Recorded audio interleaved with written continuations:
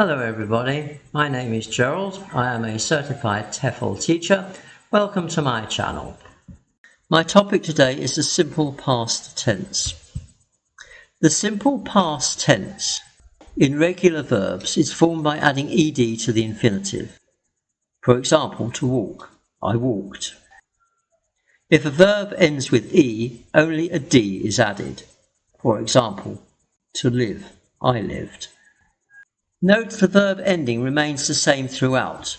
There is no change for the third person singular. For example, I walked, you walked, he walked. I dived, you dived, he dived. Now let's look at how the negative forms are constructed. The negative of both regular and irregular verbs is formed by using the simple past tense of the verb to do plus the infinitive. For example, I did not walk. Note did not can be contracted to didn't. For example, I didn't walk.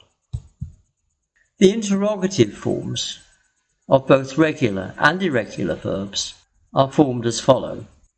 Did I walk? Did you walk? Did he walk? Etc. The negative interrogative is formed thus. Did I not walk? Did you not walk? Did he not walk? Etc. Note this last example can be contracted to didn't he walk, etc. When adding ed to the verb to form the past tense, the same rule for doubling the last consonant applies as for adding ing. E.g., submit becomes submitted, hop becomes hopped, travel becomes travelled. Note this is not true in American English. American English does not double the consonant. See my presentation of the present continuous tense. If a verb ends in a y preceded by a consonant, the y is changed to I before the ed is added. For example, hurry becomes hurried, cry becomes cried, marry becomes married. If the verb ends in a y preceded by a vowel, there is no change and the ed is simply added to the verb. For example, pray becomes prayed, obey becomes obeyed. Unfortunately, there is considerable variation in the way irregular verbs form their simple past tense. This means that the various forms must be learnt individually. However, once this is done, they behave like regular verbs in that they do not change with the first, second or third persons. It is probably better for the student to learn irregular verbs as they are encountered, rather than learning a long list of well over 200 verbs. I will give a short list of more common ones on the next slide, but for others, try to learn them as you progress. Study the list carefully. Some of these verbs are used in the examples later in the presentation. Well, I've listed some of the irregular verbs here, and the infinitive and the simple past.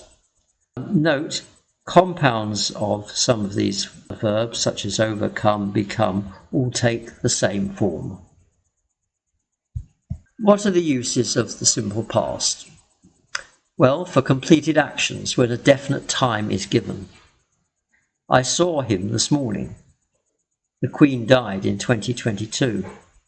A definite time reference is given in both cases. We can use it in a question when a time is asked. When did the match start? When did you see him? We can also use the simple past tense when an action obviously took place in the past, even if there is no mention of time. The flight arrived an hour late. How did you meet your wife? I rode my bicycle to London. Note here we have an irregular verb, ride becomes rode in the simple past. The simple past is used for actions that happened over a period of time that has now ended, even if specific time is not given. For example, I lived in Oman for 10 years. We don't know exactly when the period of 10 years started, but we do know that the speaker no longer lives there. Another example, for an action that's happened at a moment of time in a time period that has now ended. For instance, I once met the Prime Minister. If we look at the diagram below, we see the time period indicated, we see the time of speech, and we see where the action is. Did you ever see the Queen? Again, ever, it could be any period in the past. We don't know when it started, we don't know when it ended. For past habitual activities, for example, he rarely ate chicken. The person may no longer be alive. He always took sandwiches to work for his lunch. Perhaps he's retired now. The simple past is used in type 2 conditional sentences, but this will be covered in a later tutorial, type 2 conditional sentences. This concludes this presentation. If this was helpful, please give it a like.